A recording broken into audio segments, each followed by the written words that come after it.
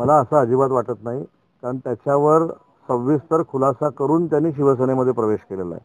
त्यांनी कणकवलीमध्ये पहिली पत्रकार परिषद घेतली. पत्रकार परिषद घेऊन बँकेच्या संदर्भामध्ये कुठचाही घोटाळा नाही, कुठेही चौकशी नाही, कुठचीही नोटीस आलेली नाही, हे पुराव्यानिशी सिद्ध करून दाखवलं. आणि त्याच्यानंतर ते शिंदे साहेबांच्या नेतृत्वाखाली शिवसेनेमध्ये आलेले आहेत. आणि त्यांनी स्पष्ट सांगितलं की त्यांना राजकीय कुठेही दीपक केसरकर साहेबांना डिस्टर्ब करायचं नाही, निलेश राणेंना डिस्टर्ब करायचं नाही. स्थानिक स्वराज्य संस्थेमध्ये शिवसेनेची ताकद ही सिंधुदुर्गमध्ये वाढण्यासाठी ते शिवसेनेमध्ये आलेले आहेत.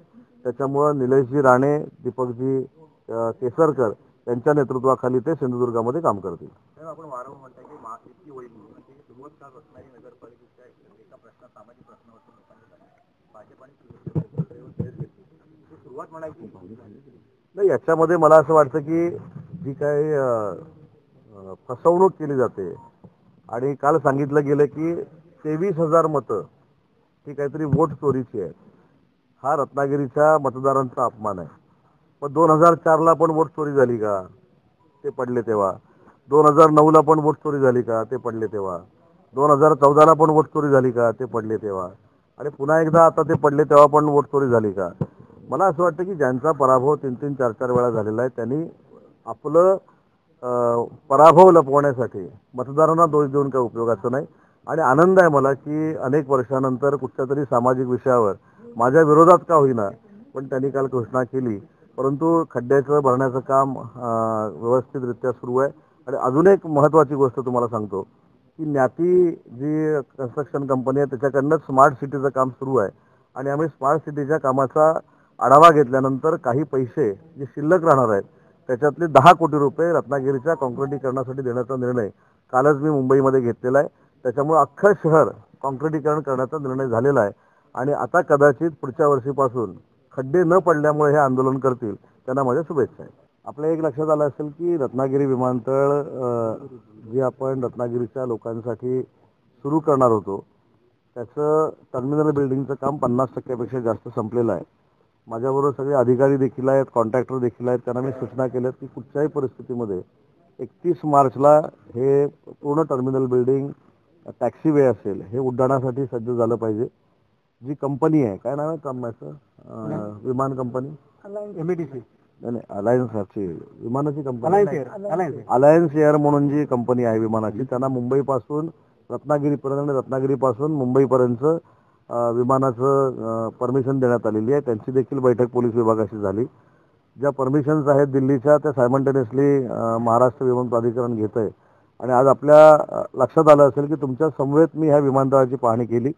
जे गेले कित्येक दिवस रत्नागिरीकरांचं स्वप्न होतं की रत्नागिरीच्या विमानतळावरनं टेक ऑफ झाला पाहिजे. इथले शेतकऱ्यांची मुलं, शेतकऱ्यांच्या मुली शिक्षणासाठी जर मुंबईला जाणार असतील किंवा उद्योगधंद्यासाठी मुंबईला जाणार असतील तर त्यांना कमी दरामध्ये विमानाचा प्रवास झाला पाहिजे. ही संकल्पना आम्ही प्रत्यक्षात उतरवण्याला जी सुरुवात केली होती त्याला आज मूर्त स्वरूप प्राप्त झालेलं आहे. बरं सर, तुम्ही मगाशी अधिकाराची चर्चा त्यावेळेस असं वाटतं की साधारणपणे मोदी पंतप्रधान नरेंद्र मोदी देखील यासाठी येऊ शकतो. सगळ्या तुमचं नियोजन आहे का? नाही, नक्कीच. मी स्वतः काल शिवसेनेचे आमचे मुख्य नेते एकनाथ शिंदे साहेबांना ही विनंती केली. कालच मुख्यमंत्र्यांना देखील विनंती केली की रत्नागिरीसारख्या कोस्टल एरियामधल्या अतिशय सुसज्ज अशा विमानतळाचं उद्घाटन पुढच्या 6 महिन्यानंतर होणार आहे आणि ते पंतप्रधान नरेंद्र मोदी साहेबांच्या हस्ते व्हावं ही मी विनंती केलेली आहे. त्यांची परवानगी घेऊन मी स्वतः पंतप्रधान मोदयांची देखील भेट घेणार आहे. कारण हे रत्नागिरीकरांचं स्वप्न होतं जे आज पूर्णत्वाला आपण नेतोय. आणि त्याच्यासाठी देशाचे पंतप्रधान येणं हे रत्नागिरीकरांचं भूषण ठरणार आहे.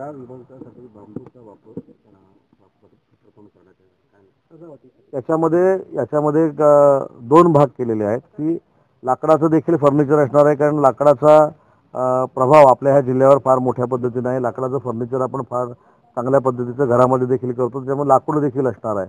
आणि आपल्याला सगळ्यांना माहिती असेल की पूर्वीपर्यंत बांबू हा फॉरेस्टमध्ये होता आणि नंतर बांबू हे गवत आहे. हे माननीय नरेंद्र मोदी साहेबांनी जाहीर केल्यामुळं आता बांबूचा वापर करणं म्हणजे ऑक्सिजनची वाढ करणं ही संकल्पना घेऊन महाराष्ट्रातलं पहिलं असं विमानतळ असेल की याच्या ठिकाणी काही ठिकाणी बांबूचा वापर केला जाईल. आणि एक नवा आदर्श या विमानतळातनं बाकीच्या विमानतळाला नक्की मिळेल.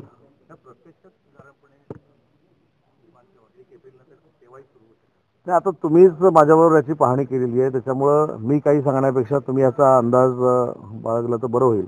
आणि दुसरी महत्त्वाची गोष्ट या विमानतळामध्ये असणार आहे, जो विभाग माझ्याकडे आहे उद्योग विभाग, त्याच्यातनं ODOP म्हणजे वन डिस्ट्रिक्ट वन प्रॉडक्ट ही जी संकल्पना आहे केंद्र शासनाची, त्याला एक स्टॉल आम्ही देणार आहोत. कोकण प्रोडक्टसाठी स्टॉल देणार आहोत. आणि अशी एक संकल्पना आहे, त्याच्यामध्ये यश येईल की नाही मला माहीत नाही. महाराष्ट्र विमान प्राधिकरणाला मी सूचना केलेली आहे की इथं जे काही खाद्यपदार्थ येणाऱ्या पर्यटकांना द्यायचे आहेत, येणाऱ्या उद्योजकांना द्यायचे आहेत, हे बचत गटामार्फत कोकणी पद्धतीचे जर आपण दिले तर आपला वेगळा ठसा जगाच्या पातळीवर या विमानतळाचा उमटू शकतो. यासाठी देखील आमचा प्रयत्न राहणार आहे.